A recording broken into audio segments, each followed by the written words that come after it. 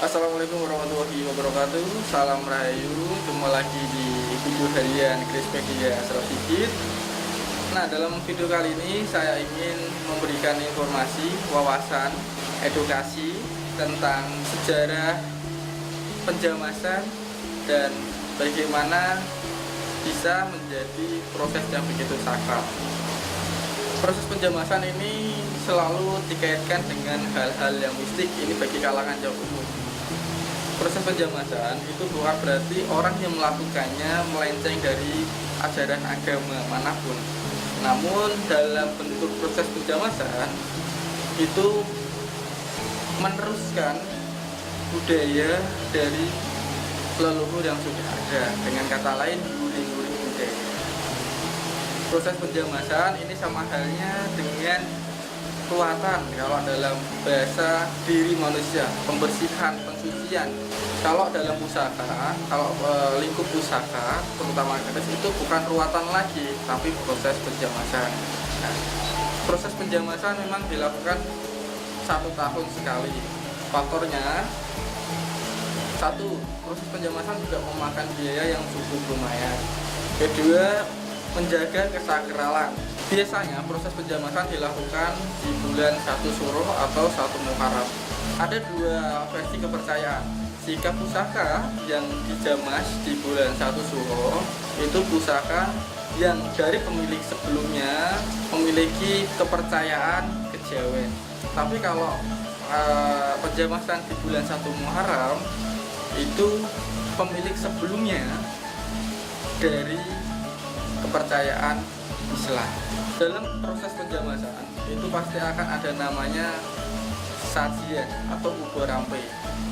Ubo rampe ini boleh diberikan tambahan apapun ataupun sederhana. Misalnya sederhana itu cuman air 7 mata air yang berbeda atau diganti dengan 7 inti minyak yang berbeda, itu yang paling sederhana. Kemudian yang standarnya itu menggunakan bunga 7 rupa, 7 mata air yang berbeda, kemudian degan hijau yang masih muda, setelah itu diolesi minyak.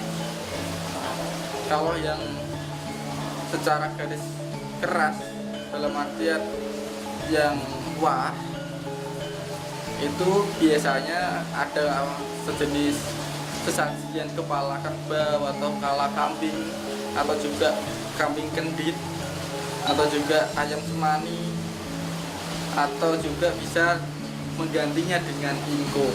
Sebenarnya banyak sekali versi dalam bentuk penjamasan pusaka. Tinggal kepercayaan Anda bagaimana, dan biasanya leluhur itu meninggalkan sebuah cerita atau informasi terkait proses penjamasan. Misalnya saya punya seorang ayah. Saya memberikan, nak, ini nanti pusaka saya, pusaka ini saya wariskan ke kamu, dan nanti proses penjamasannya dilakukan gini mungkin gitu. Ada pula yang seperti itu, ada pula yang tidak diberikan sama sekali, cuman diberi amanah, nak ini tolong rawat pusaka ini. Hal inilah yang membuat keris di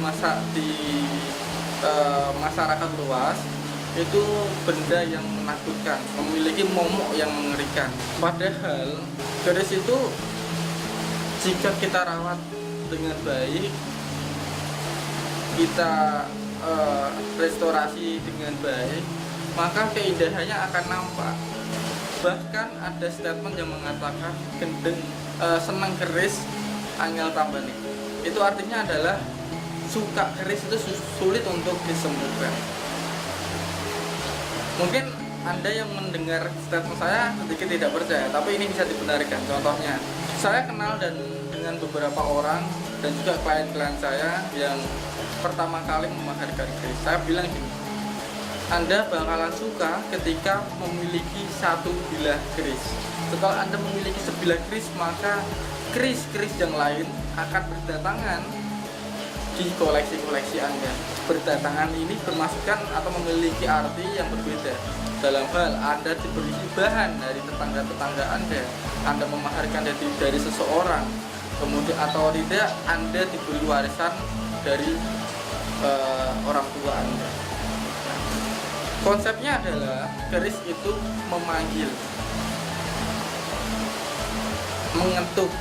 Makanya dalam video-video saya sebelumnya sering mengatakan jika Anda terketuk, terketuk ini mengartikan bahwa ketertarikan, bukan berarti kerisnya mengetuk-ngetuk Anda, tapi ketertarikan dalam pandangan pertama. Anda melihat pusaka ini misalnya, kemudian Anda merasa, wah, kok saya merasa kayak ada getaran ya, kok adem, kok terkesan dingin.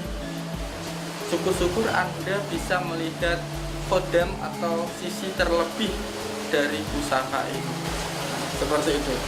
Balik lagi ke proses penjamasan. Proses penjamasan itu berarti kata pensucian pusaka ya. Nah, pesan untuk Anda, jika Anda melakukan proses penjamasan itu jangan sekedar diberi air jeruk dan juga air kelapa saja. Sebaiknya tata cara proses penjamasan yang benar itu adalah diputih terlebih dahulu. Jika pusaka Anda kok memiliki karat aktif atau karatnya itu cenderung ke seperti kecoklat-coklatan kayu itu, nah itu alangkah baiknya Anda rendam menggunakan air jeruk selama 1 malam, hingga bila keris Anda menjadi putih ya. Setelah itu Anda bersihkan dengan air.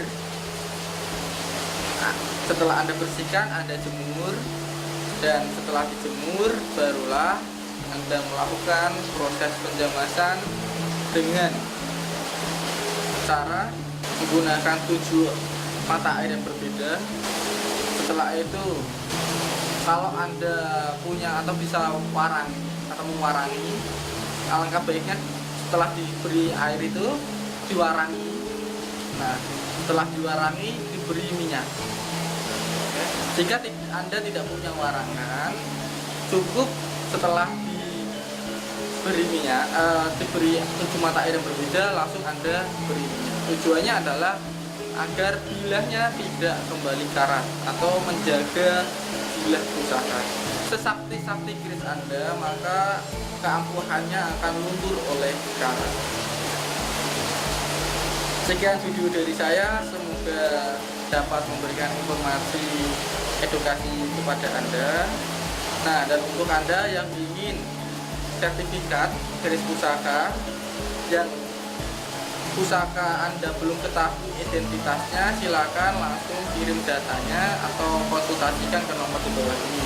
Nah, jika Anda ingin mendapatkan atau memiliki keris pusaka atas dasar hajat tertentu, silakan langsung saja kunjungi www.kolektor. Sekian dari saya. Wassalamualaikum warahmatullahi wabarakatuh. Salam rakyat.